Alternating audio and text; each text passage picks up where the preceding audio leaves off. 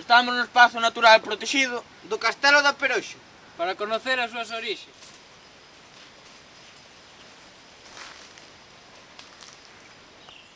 O turista, antes de subir ao castelo, neste sitio, arrenegaba do meigallo para que non lle pasara nada mal.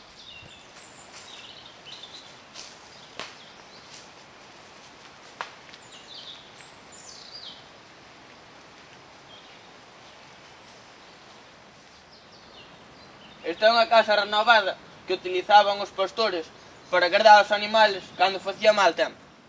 Isto é o antigo alpendre feiral, donde antes cocían a carne para comer. Para chegar á cima do castelo había que facer un grande esforzo porque está na cima dunha montaña.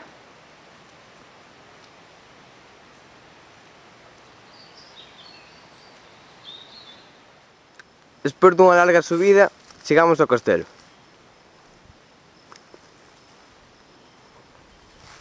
Nesta esplanada é onde vivía antes o pobo da Peroxa. E cando viñan a atacar ao castelo, todos iban ao castelo e defendían a Peroxa desde o castelo.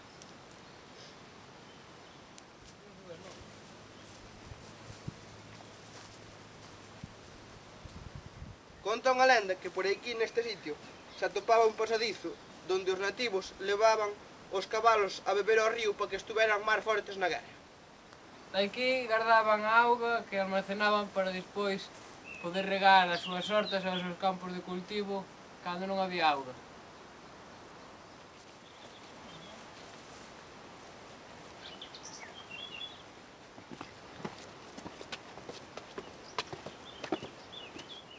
E aquí, neste buraco, podemos observar que era onde traballaban os ferreiros para facer as ferraduras dos cabalos.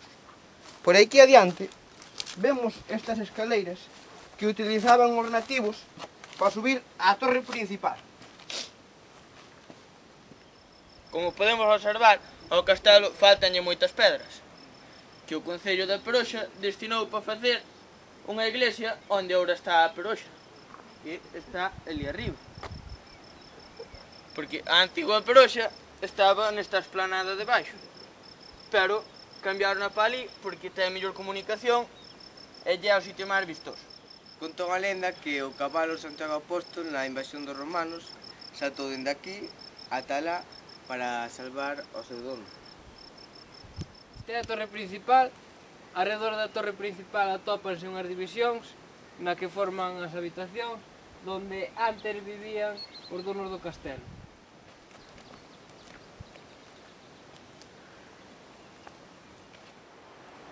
Desde aquí podes apreciar os terreos escarpados por donde os romanos non puderon subir para conquistar este castelo, xa que tiveron que ir por outro lado donde os terreos eran moito máis chairos.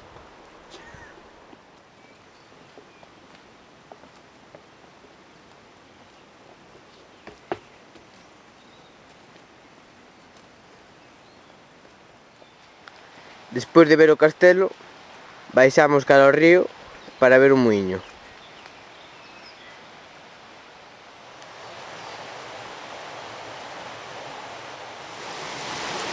Despois de visitar o castelo, camiñamos polo río arriba e damos ao carón do río cun muiño que empregaban antes para moer o pan e facer a fariña para despois facer os seus alimentos e poder comer. Dentro do muiño podemos ver a roda que era movida pola auga e movían as moas que aí se ven partida pola mitad e con isto empregaban para facer o pan. Aquí, neste penedo, podemos distinguir un petroglífero da era romana. Vemos que é un peixe, xa que está representado ao lado deste río.